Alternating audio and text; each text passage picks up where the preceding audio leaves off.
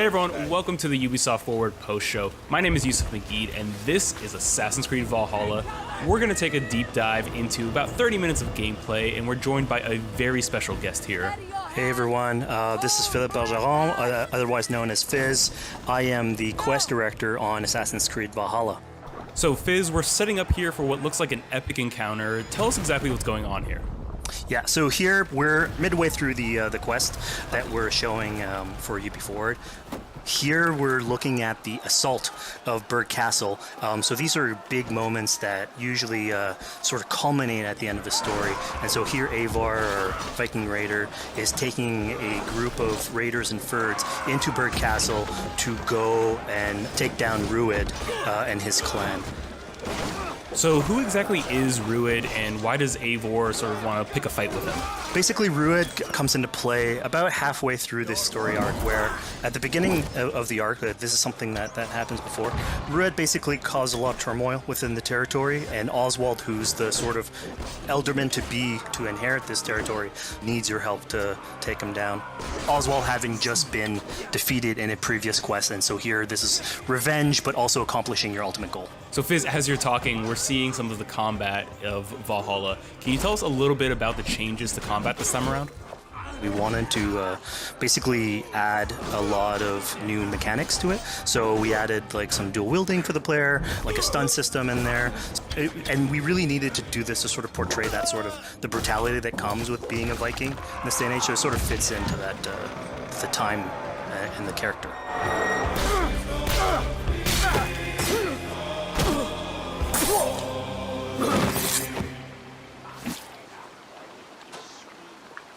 Oswald.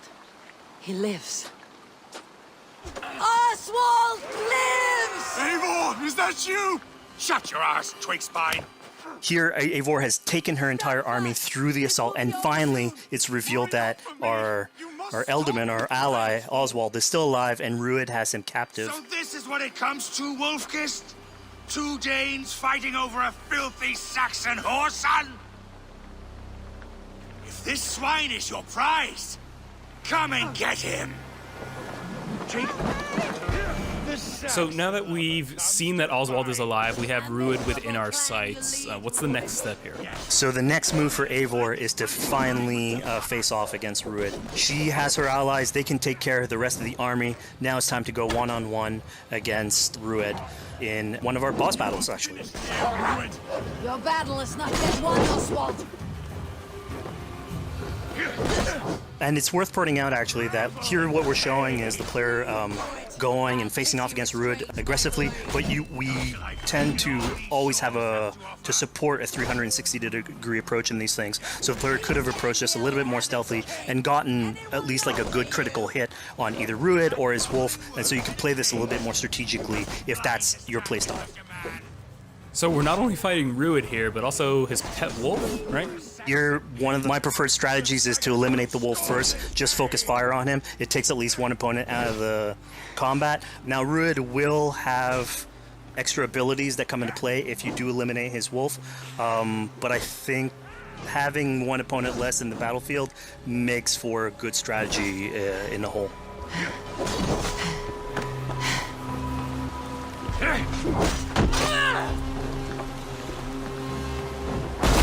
Your efforts. Only the cold dark of Niflheim awaits you. Valhalla is my destiny. That fate will not be met today. Why does they should be roomed, Wolfkist? Made thralls, not treated as equals. We are better than this. Than all of them. Do not drag me down to the sewage you wallow in. Why does a Dane fight tooth and nail for a Saxon? You throw in with these wastrels? These argir swine? Eivor, no!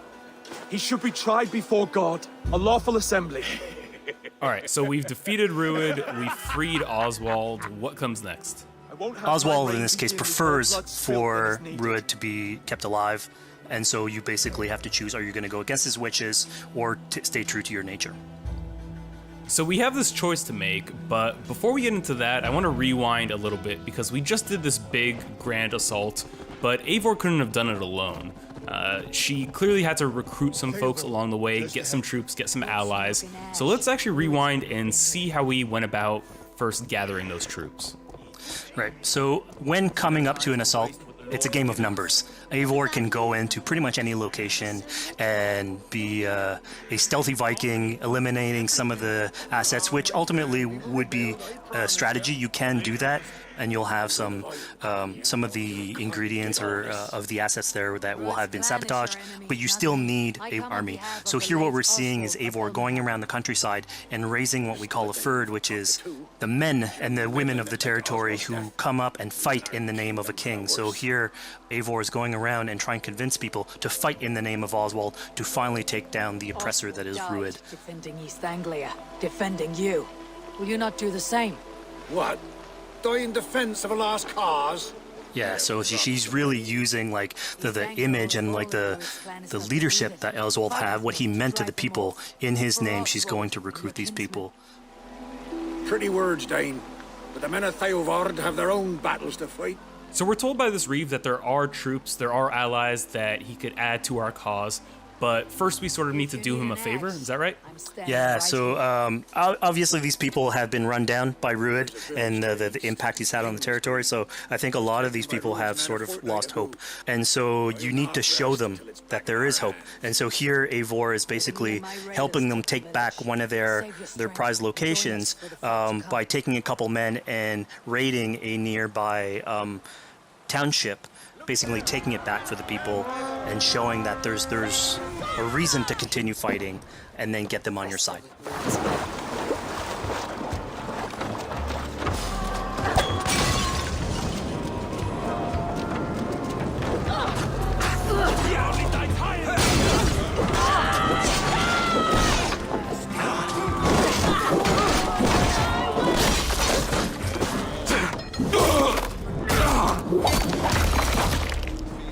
When Eivor does this, obviously you have access to a full suite of abilities. So again, the improvements that we've done to the fight system. You have some brutal axe throwing in there. You have archery or like range combat abilities in there as well.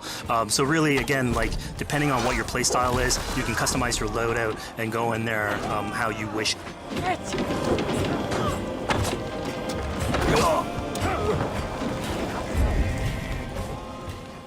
Fizz, we just saw this giant pulse go out.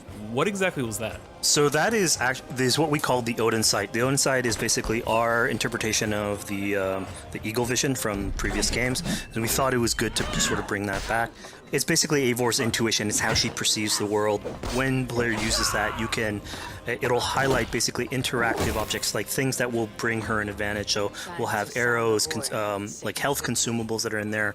So it really is like a good way of sort of understanding the world and showing you like things that you can go and touch. Yeah, I mean, speaking of things we can touch, we just picked up this awesome new weapon. It's something we wanted to play with on Assassin's Creed Valhalla, where we have fewer weapons in the game, but you can invest in them more, so they become your weapon. And so depending what your preferred playstyle is or your preferred weapon type, then you can go and choose, I'm gonna fight with this weapon and invest heavily into that. Not only are we looting weapons, but we see something here called the Book of Knowledge. Can you tell us a little bit more about that? They unlock skills for the players. So here you can see the Valkyrie dive that has just been unlocked. We have these spread out throughout the world, so again, to promote exploration and discovery. As you travel through the world and you explore locations, you can find these books that will add abilities that you can go and invest in, put into your loadout, then go into the different locations with the different quests in the game and use those depending on what your playstyle is. Now we've recaptured this village, we've secured more troops for our assault. Let's jump back now and figure out what we want to do with Rued. The rightful king of East Anglia has spared your life today, and so it will be.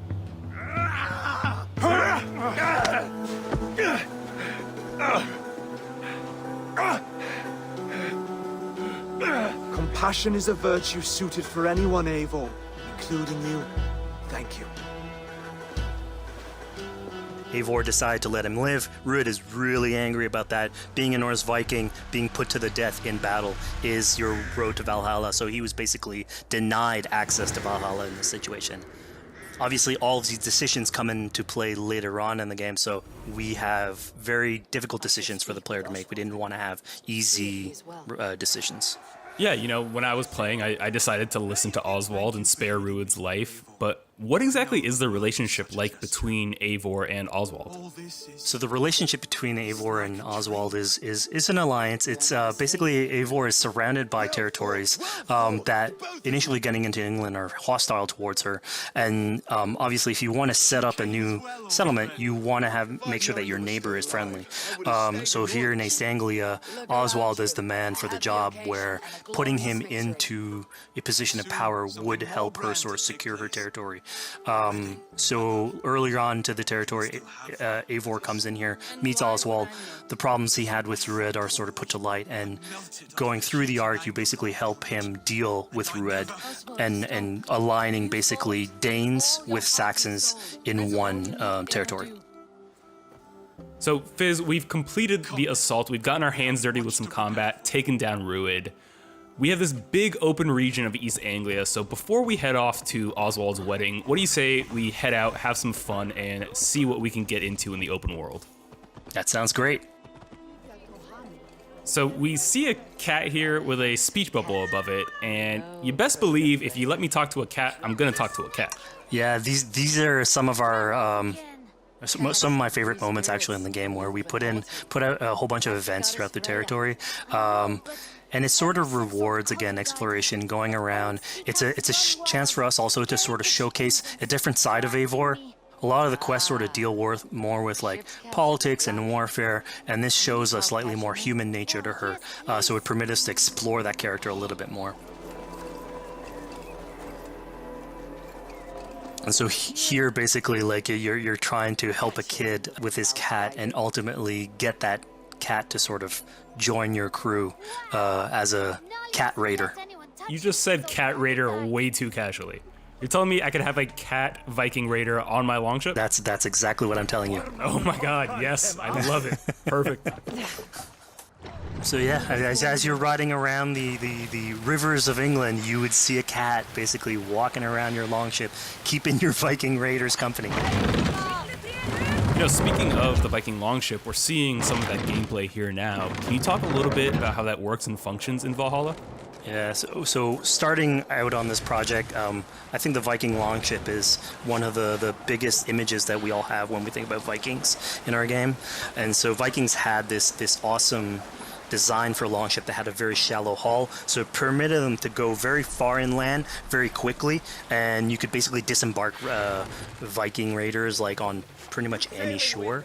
We added that into the game, where you can basically sail up to any location and then just decide to disembark with your guys and raid a location, loot all its treasure, get back in the ship, and then continue sailing down the river to your next opportunity. So I know past Assassin's Creed games allowed for songs and things like that to be sung on ships. Will Valhalla have a similar version of that? Yeah, so this is something we actually wanted the crew of your ship to become like your home away from home. So we added stories and songs into the ship. So basically, as the player is going around, you could decide to have your skald sort of sing a song for you as you row down the river. But you can also decide, depending on who the raiders are in your ship, to hear more about their life. So you can actually queue up stories, and they'll give you a little bit more background on who they are. So you get to know your sort of fighters as you're traveling around the world, which is a cool moment. So here we're seeing a bit of a different view. What exactly are we looking at? We had this on previous Assassins, where you would like ride on your horse, and you could pull out, have the horse sort of follow the track. We have a similar thing for the ship, where you can put up your sails. It's cruise control for the ship, so you can pull back, take in the scenery, listen to some songs or some stories, and just take it all in.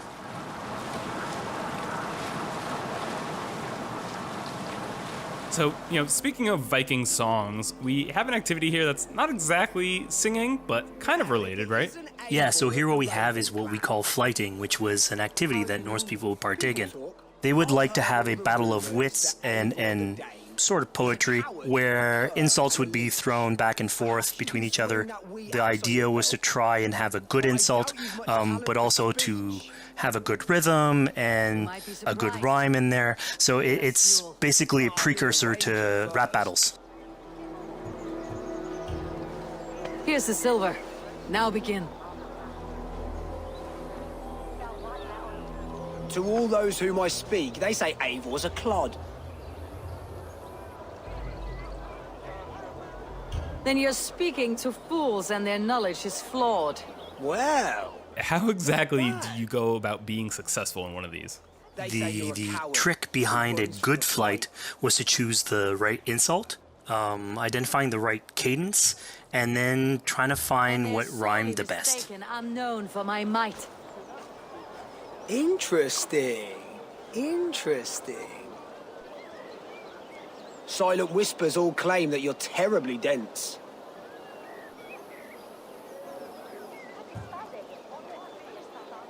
Then you've clearly misheard them. My wit is immense. Oh, you looked out with that one. Well, what a surprise. Eivor of the Raven Clan is a true talent. I'm shocked. Don't believe everything you hear, unless it touches on my flyting. Then heed every word. Take the coin. So now that we've proven our sharp tongue and wit, I think it's time for a bit more relaxing activity. So we're fishing here. Yeah, that's it. So we gave Eivor a fishing line, so you can actually throw out a line and go catch some fish. This is used basically to play into our new health loop, where the player will lose health in the world, and it doesn't automatically regenerate like we would have in the past. So you actually have to go out and get some supplies. So you'll find mushrooms and some food that you can gather. But here, like you can also catch some fish and consume that to regain some health. We also will sometimes have it in certain quests. So it's a good way to sort of chill out on the side of the water and just, again, take it all in.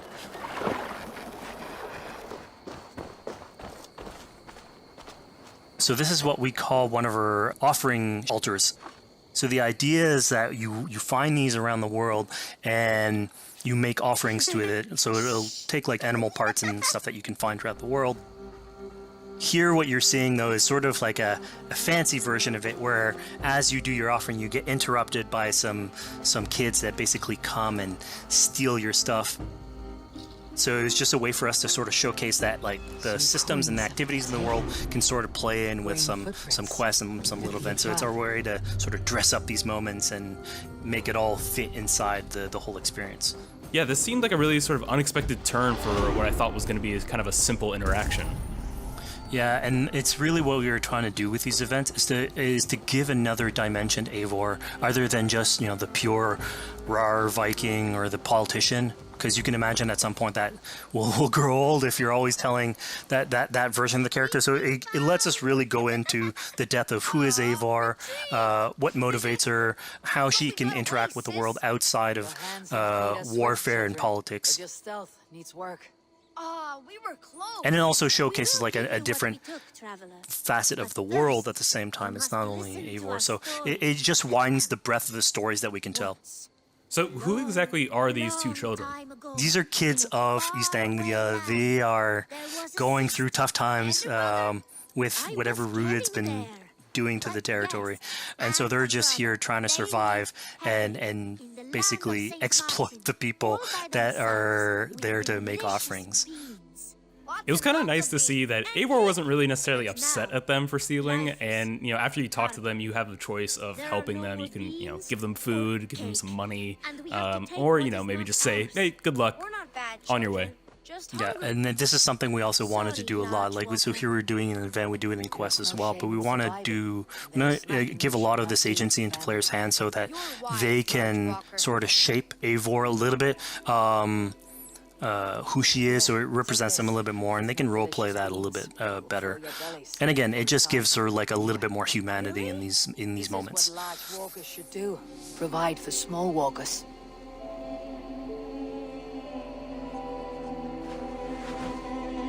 Here, large walker. A necklace. Yes, it's a St. Martin seal. You're welcome here anytime, Large Walker. You're one of us now. Visit us, okay? I will. Take care now, small green walkers. So I think AC veterans might recognize this here, but what exactly is Eivor chasing down? Yeah, so here you're seeing Eivor running down one of our tattoo images. So this is challenging the player on free run abilities, but also for fans of the series, sort of pulling at their heartstrings for some beloved features. So are we going to be able to tattoo Eivor? Yes, by collecting these tattoos, you actually bring them back to your settlement, and then you can customize different body parts, having different tattoos everywhere. So again, another form of expression, and it's sort of to represent that Viking culture. Fizz, one of my favorite things when I was just out there exploring East Anglia was coming upon a house or a building and realizing that there was a chest inside, but that there was no easy way in. And in this case, I saw all the doors were barred, but I knew that because there was a chest in there, there must have been some way to get inside. So I went around the back and, found a way in.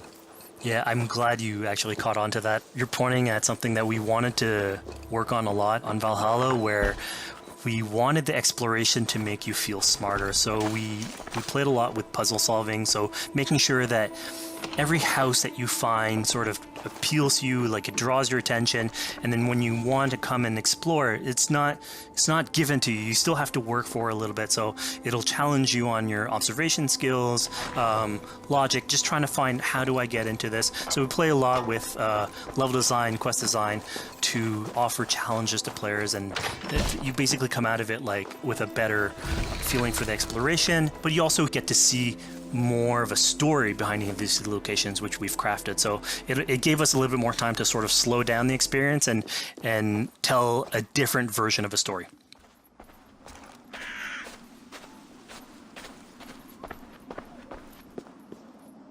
A poor victim of someone's fury.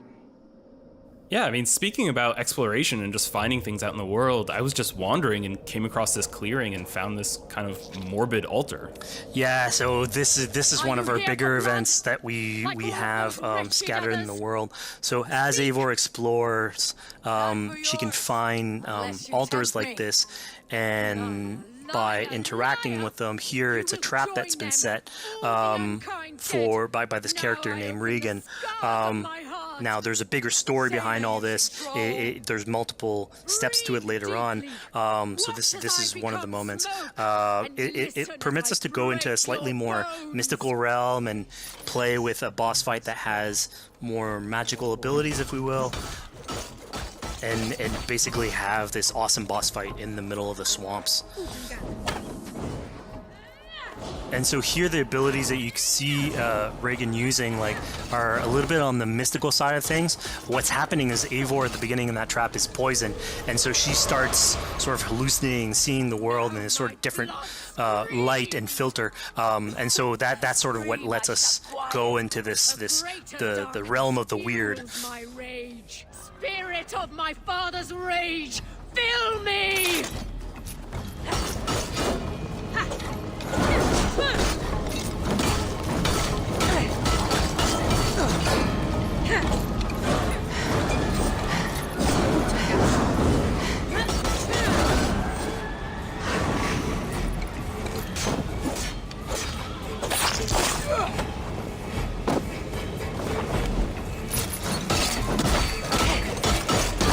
Enough scraggling and punching. Arrest your demons. So we just saw here that Regan belongs to something called the Daughters of Lerion. Yeah, that's correct. By finding the other daughters, you'll get a little bit more backstory on who they are, so we don't want to spoil that too much. But it creates like a sort of greater story that is not on the main path in any way, but it is still very rich and adds to the lore of this world and actually plays into history.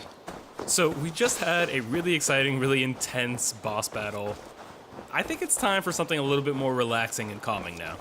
Yeah, it's all about pacing yourself with the highs and the lows. So here we have a low chill moment of what we call building a cairn. So Eivor, as she explores the world, will find these sort of meditative areas where you have a pile of rocks that you could just stack on on top of another using physics. And I mean, yeah, the ultimate goal is to try and get the highest pile of rocks, but really it's about taking in the sights, relaxing, taking a step back, and just building something. Together we stack stones into cairns. These? Yes. Think of this as a test of mind and wit. Stack the cairn stones high and wide into any shape you like. I mean, you can spend as much time as you want building these things, making them as high as you want, as weird as you want. I'm sure like a lot of these stuff will end up on the internet, like people comparing structures. And the cool thing is that once you've built it and you decide to get out of it, it sort of stays there. And so that's yours, right? And until the moment where you come back and you want to build a new one. It's sort of cool that we were able to give that to players to express themselves. At this point in the demo, we've explored East Anglia, we've met some children, we've broken into a house, we fought a boss, we built a cairn. I think now it's finally time to go and head off to Oswald's wedding. Yeah, so this is the moment it's all been building up to. By the moment you get into the territory, it's sort of like mentioned by Oswald that he's trying to get married with his Dane lady. And so as you go through the arc, that's sort of like the underlying thread. Really, it's about Rued creating turmoil in the territory and helping Oswald sort of get above that and show that he's a good leader. And so you finally, after going through all of that arc, finally get these two together, go through their wedding, and you're invited to attend the ceremony. And then all the activities and fun times that comes afterwards. Yeah, as much as we've seen the brutal side of England, it's nice to see, the joyous side of it as well. Yeah, and it's something we really wanted to play on in Valhalla, where being a Viking is not only about being a raider or a warrior. I mean, there's revelry, there's feasting, there's partying that goes, and like if someone knows how to party, it's a Viking. And so here, this is one of our opportunities to sort of show what a sort of Viking gathering is. And what's cool here is it's a good alliance of Norse culture with Saxon culture, sort of smashing those two things together and building bridges. Yeah, I mean, what's a wedding without some drunk archery, right? Yeah, so like, anything can happen in a Viking event, right? Eivor, yeah, here, just get drunk, shoot some arrows. Barely a challenge. Steady all, and ready yourself for the wedding race. The king and his bride against all! My king! He... So here we see the decision I made to spare Rued came back to bite us. Yep, that's the decision you made, coming back. So as we said before, all of your decisions have consequences, and this is a big one. I challenge you. I accept. You're basically presented with the option to sort of step in for Oswald, fight the fight for him, or let him go and fight his own fight. Yeah, personally, I chose to fight myself because I thought Eivor is the type of person who likes to finish what she started. Plank by plank, and a dead king cannot keep his oaths. Let me finish this. Oswald, you gutless Arya swine! I'll slay the wolf-kissed, then hang you with your own tongue. How does this encounter with Rued differ from our previous fight with him? So at this point, you've eliminated his wolf, so it's just him. And so he's angry at this point, and so he will start using his big gun abilities like fairly earlier on in the fight. So it's way more vicious, way faster. There's less strategy. He goes literally swords blazing at you. And so this is a fight to the death.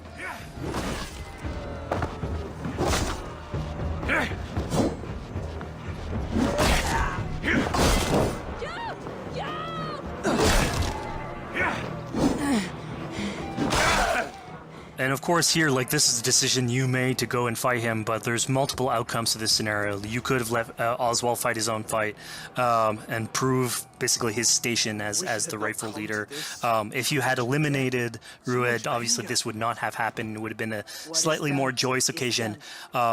But ultimately, in all scenarios, you still have an alliance with Oswald. He's proven to be the right leader for this territory and to be a good ally for you. A great service. I promised you an alliance, and now you have it. And one day I will need you to make good on that alliance. So we're about to take off from the wedding, but Eivor decides it's a good idea to check up on her friend Finnr.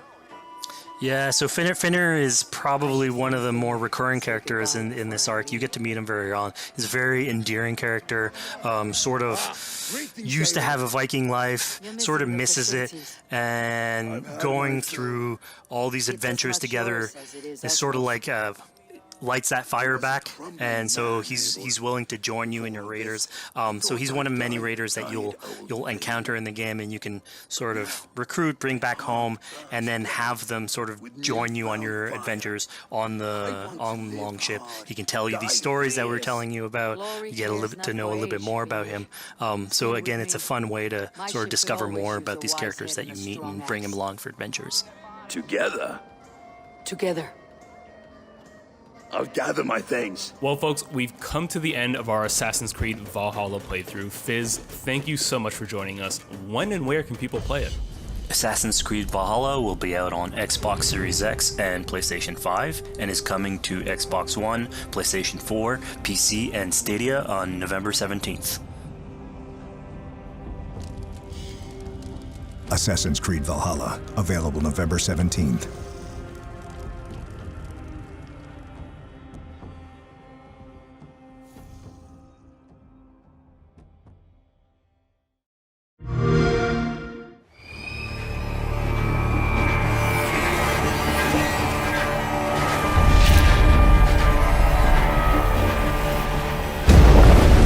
In Assassin's Creed Valhalla, you will relive the epic saga of the Viking invasion of England.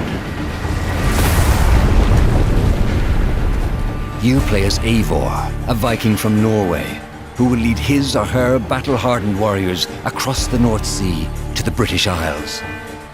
Eivor is driven by an ambitious goal to build a thriving Norse settlement in a hostile land. For the good of our clan, it is time we go a Viking. Today we raid, that tomorrow we may build. England is a dark age tangle of broken kingdoms and warring dynasties, a land of opportunity and riches. As you prowl England's rivers by Longship, you may raid locations you spot from the shoreline. Ground your ship and blow your horn to lead your raiding crew into battle.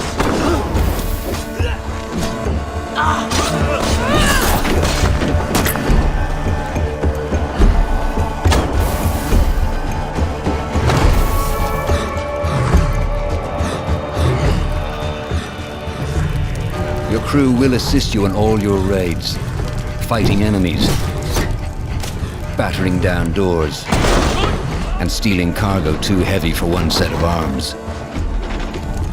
Whatever riches and resources you pillage may be used to develop your settlement, giving you access to useful services, better tools, and new settlers. At the heart of your settlement is the Alliance map. It will serve as a record of the allies you have made, and a guide for future opportunities. The Viking Age was a time of warriors and legends. In Valhalla, you will find the largest variety of enemies ever assembled in an Assassin's Creed game. Every archetype offers a unique challenge. Some will coordinate with their allies for special attacks, while others will use nearby objects to their advantage, including the bodies of fallen warriors. To face these attacks, you must find and exploit your opponent's weaknesses to gain the upper hand. Take the fight to your foes with a host of brutal new combat abilities. Snare them with the Viking harpoon. Pummel them with throwing axes. Incapacitate them with the new stun system to keep them at a distance, or finish them off. Dual-wield any two weapons you wish to unleash a deadly combination of attacks. Customize your fighting style as you see fit and become a legendary Viking warrior.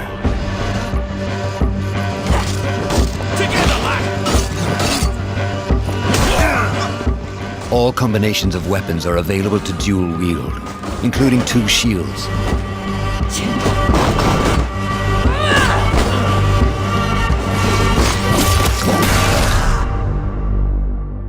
Not all situations call for violence. In this new land, a Viking must find a way to adapt. As Eivor is not welcome in England, you may need to outsmart your enemies, avoiding unwanted attention in towns and bustling cities. Use Eivor's hood and cloak to blend with crowds and slip past watchful eyes, an unseen hunter among the people.